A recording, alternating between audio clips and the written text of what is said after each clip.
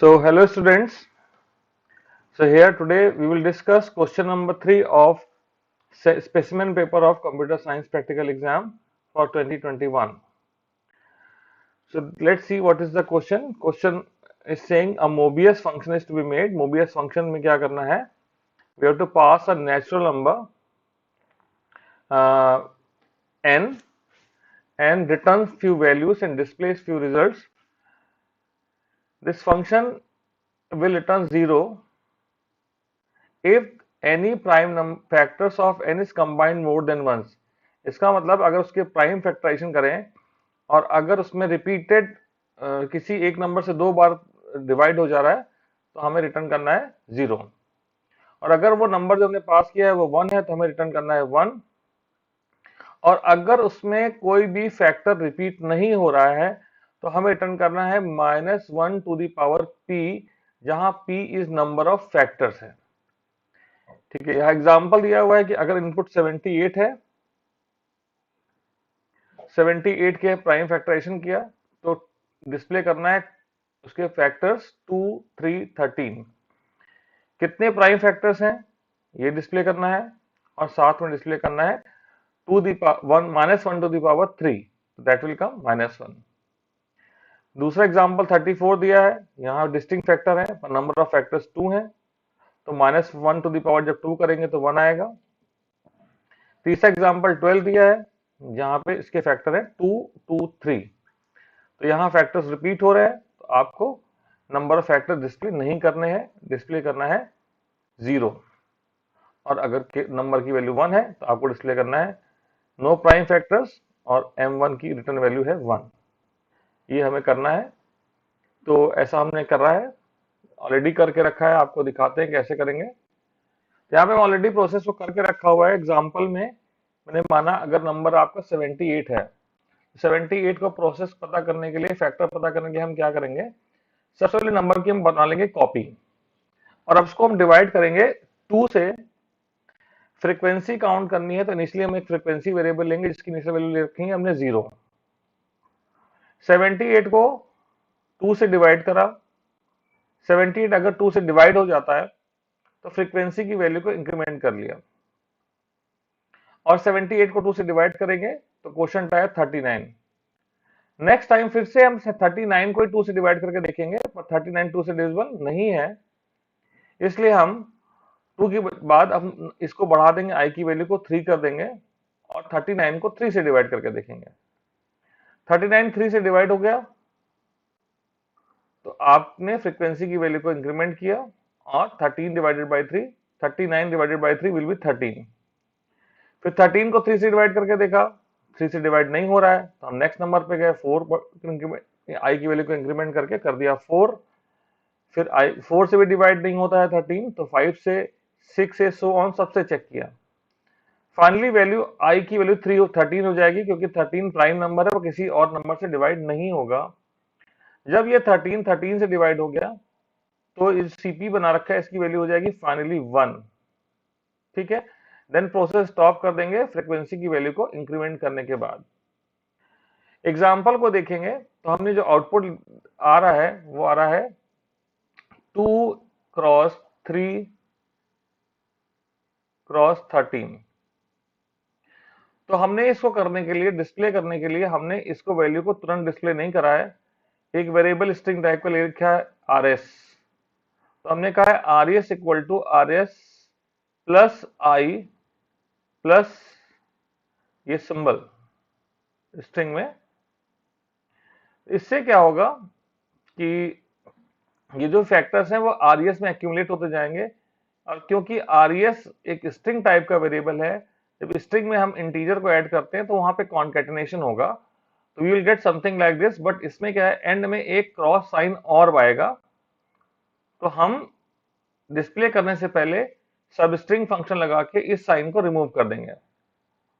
Alright, तो ये हो गया 78 एग्जाम्पल। फिर यहाँ पे नंबर ऑफ फैक्टर्स आपके पास 3 है, फ्रीक्वेंसी कितनी है 3, तो -1 टू द पावर 3 को हम रिटर्न कर देंगे इस फंक्शन में रिटर्न वैल्यू जो अकॉर्डिंग टू क्वेश्चन हमें रिक्वायर्ड है। फिर एक दूसरा एग्जाम्पल है 12 का, इसमें मैंने कुछ और चीजें आपको जोड़ के दिखाई हैं। अगर यूजर ने 12 इनपुट करा, क्योंकि हमें यहाँ रिपीटेड भी देखना है कि फैक्टर रिपीट हो रहे हैं या नहीं हो रहे हैं। तो सपोज आपका नंबर है 12, तो 12 को हम डिवाइड करना शुरू करेंगे 2 से। फ्रीक्वेंसी की वैल्यू इनिशियली 0 लेंगे। यहाँ पे एक सी और फ्लैग वेरिएबल दो इंट्रोड्यूस करके मैं बता रहा हूं आपको। सी हम ये काउंट करने के लिए है कि किसी एक नंबर से कितनी बार डिवाइड होता है। इनिशियली फ्लैग की वैल्यू मैंने 1 1 रखी है। अगर ये कोई भी नंबर से 12 एक से ज्यादा बार डिवाइड हो जाता है तो हम फ्लैग की वैल्यू को 0 कर देंगे। डिपेंडिंग अपॉन दैट हम मैसेज डिस्प्ले करेंगे कि रिपीटेड फैक्टर है या नहीं है। तो लेट्स स्टार्ट। 12 को 2 से डिवाइड करके देखा, 12 2 से डिवाइड हो गया। तो 12 2 से डिवाइड होने के बाद ये हमारा हो गया 6, और फ्रीक्वेंसी की वैल्यू इंक्रीमेंट हो गई, काउंटर की वैल्यू इंक्रीमेंट हो गई। फिर उसके बाद 6 को 2 से दोबारा डिवाइड करके देखा, डिवाइड हो रहा है तो फ्रीक्वेंसी की वैल्यू इंक्रीमेंट होगी, काउंटर की वैल्यू इंक्रीमेंट होगी। और 6 को जब 2 से डिवाइड करा तो 6 की वैल्यू चेंज होकर 3 हो गई। 3 को 2 से डिवाइड करा, 3 2 से डिवाइड नहीं हो रहा है, तो ये इस लूप से बाहर आ गए जिसमें हम 2 से डिवाइड देख रहे थे। 3 करने से पहले हमने चेक किया सी की वैल्यू को, तो हमने देखा कि सी की वैल्यू 2 है। इसका मतलब ये जो नंबर 12 था ये 2 से 2 टाइम्स डिवाइड हो गया, एक से अधिक बार डिवाइड हो गया। तो फ्लैग की वैल्यू को कर दिया गया है 0 और वापस C0 हो गया। ठीक। इसके बाद अब जब 2 से डिवाइड नहीं हो रहा है तो हम 3 से डिवाइड करके देखेंगे। 12 3 से डिवाइड हो गया तो यहाँ पे नंबर चेंज हो गया, 3 डिवाइड बाई 3 1 हो गया। डिवाइड हुआ है 3 से तो फ्रीक्वेंसी इंक्रीमेंट हुई, सी इंक्रीमेंट हुआ। इसके बाद 1 3 से डिवाइड नहीं होगा, इस लूप से बाहर आ जाएंगे। और क्योंकि ये नंबर 1 हो गया तो हम फर्दर प्रोसेसिंग नहीं करेंगे। ठीक है। इस प्रोसेस को प्रोग्राम के फॉर्म में हमने लिखा हुआ है। Let's discuss that also. ये मोबियस फंक्शन है which is returning some integer depending upon number of factors of num. यहाँ पे वेरिएबल्स डिफाइन कर दिया आपने। फ्लैग की वैल्यू 1 है, माना हमने कि इसमें कोई भी रिपीटेड फैक्टर्स नहीं होंगे। आरईएस डिफाइन किया है जिसमें ये बता रहे हैं स्टोर करेंगे रिजल्ट। फ्रीक्वेंसी काउंट करने के लिए FREQ इनिशियली 0। नंबर को कॉपी कर लिया है जिससे बाद में रिक्वायर्ड हो तो हम उसको यूज कर सकें। हमें नंबर की कॉपी बना ली, तो अगर नंबर आपका 78 था तो सीपी में 78 आ जाएगा। ठीक। उसके बाद हमने 2 से स्टार्ट करना था डिवाइड करना, तो आई की वैल्यू को 2 ले लिया गया है।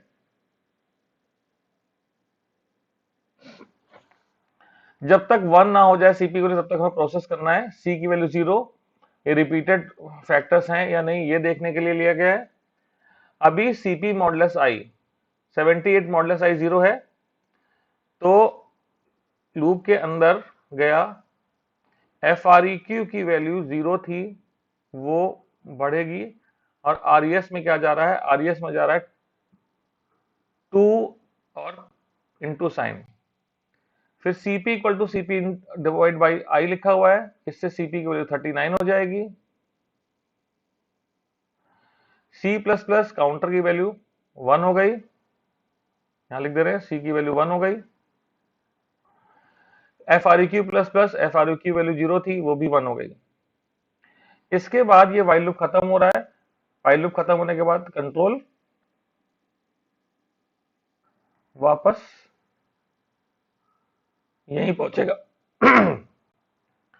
FREQ की वैल्यू 1 होने के बाद वाइल लूप से कंट्रोल वापस एंडिंग कर्ली ब्रैकेट मिलने पे सीपी मॉडुलस आई पे पहुंचा। अभी 39 2 से डिविजिबल नहीं है, तो ये वाइल लूप की कंडीशन फॉल्स हो गई। तो वाइल लूप की कंडीशन फॉल्स होने के बाद ये इफ वाइल से बाहर आया और चेक किया क्या सी की वैल्यू 1 से ज्यादा है।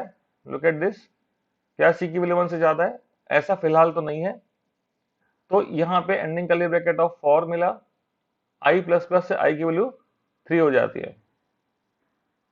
अब सी की वैल्यू 0 वापस 0 कर दी। 0 करने के बाद इसने 39 को 3 से डिवाइड करके देखा। वाइल लूप की कंडीशन में 39 मॉडुलस आई, फिर से कंडीशन ट्रू है, आरईएस में 3 जाके ऐड हो जाएगा।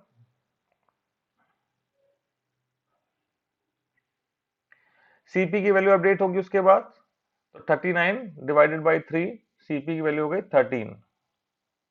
काउंटर सी प्लस प्लस से 0 था, काउंटर वापस बढ़ के 0 से 1 हो जाएगा। F R Q plus plus से एफ आर क्यू 2 होगा। फिर वाइल लूप के पास गया, वाइल लूप में फिर से कंडीशन चेक की, 13 मॉडुलस 3 0 है, नहीं, तो वाइल से बाहर आया, सी जो रिपीटेशन को चेक कर रहा है वो ग्रेटर देन 1 नहीं है, तो flag remains as it is. वापस आई प्लस प्लस से फॉर लूप के पहुंचा, आई की वैल्यू बढ़ के 4 होगी। 4 होने के बाद लूप के अंदर गया, फॉर लूप में 13 4 से डिवाइड नहीं हो रहा है, तो ये वाइल लूप से बाहर आके वापस पहुंचेगा आई प्लस प्लस के पास, वाइल से बाहर आया, इफ की कंडीशन को चेक किया, सी ग्रेटर देन 1 वाली वो भी फॉल्स है, आई प्लस प्लस करेंगे, आई की वैल्यू 5 हो जाएगी, 13 5 से डिविजिबल नहीं है, 6 हो जाएगा आई, ऐसे करके कभी ये अंदर वाइल लूप में पहुंचेगा नहीं, बढ़ते बढ़ते आई की वैल्यू कितनी हो जाएगी 13।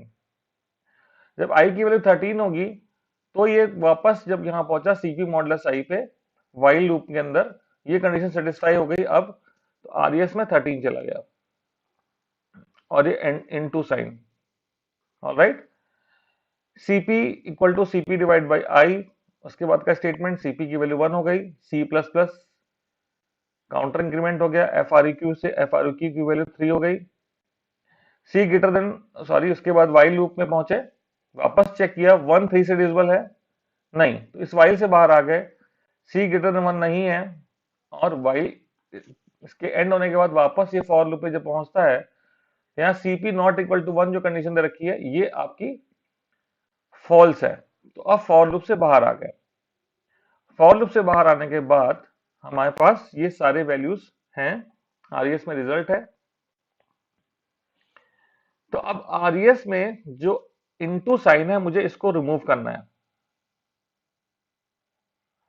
तो इसके लिए हम इसकी लेंथ निकालेंगे, 1 2 3 4 5 6 7, लेंथ है इसकी 7, आखिरी इंडेक्स नंबर है 6। तो अगर हम सबस्ट्रिंग 6 कर दें, सबस्ट्रिंग 0,6, तो वो कैरेक्टर्स निकालेगा 0 से लेकर 5 तक, यानी कि आपकी ये स्ट्रिंग आरईएस केवल इतनी बचेगी, ये साइन आपका रिमूव हो जाएगा। ठीक है, ये साइन आपका रिमूव हो जाएगा, तो यही आगे किया हुआ है। सो ये पार्ट है जहां पे हमने रिमूव किया है आपके लास्ट वाले एस साइन को, जो इनटू का साइन था। तो यहाँ पे कंडीशन भी लगा दी है, एल नॉट इक्वल टू 0, ये कंडीशन इसलिए लगाई है क्योंकि जब n की वैल्यू 1 होगा तो आरईएस में कुछ स्टोर नहीं होगा, in that case this substring function will display an error. So इसलिए यहाँ पे कंडीशन लगाना जरूरी है कि अगर लेंथ 0 नहीं है तभी हम लास्ट करेक्टर को रिमूव करें, यानी आरईएस में कोई वैल्यू हो। नाउ देयर आर 3 केसेस, अगर नंबर की वैल्यू इनिशियली 1 है तो उसके प्राइम फैक्टर्स होंगे नहीं, तो सिंपल जो भी क्वेश्चन में कहा गया उसके अकॉर्डिंग हमने यहाँ पे वैल्यूज डिस्प्ले कर दी हैं, बैकस्लैश एन से लाइन चेंज करते गए और डिस्प्ले कर दिया।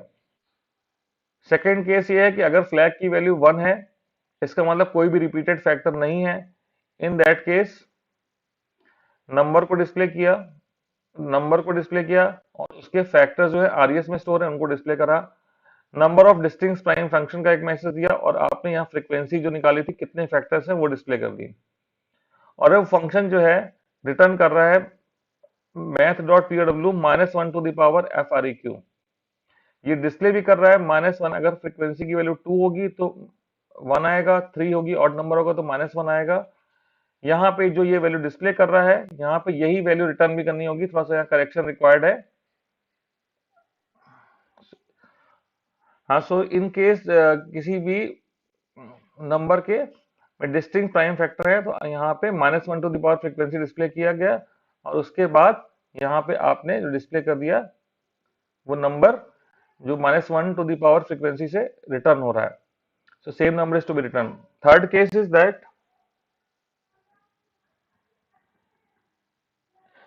if the flag is 0, in case the flag is 0, it means it will have no duplicate, it is having duplicate factors.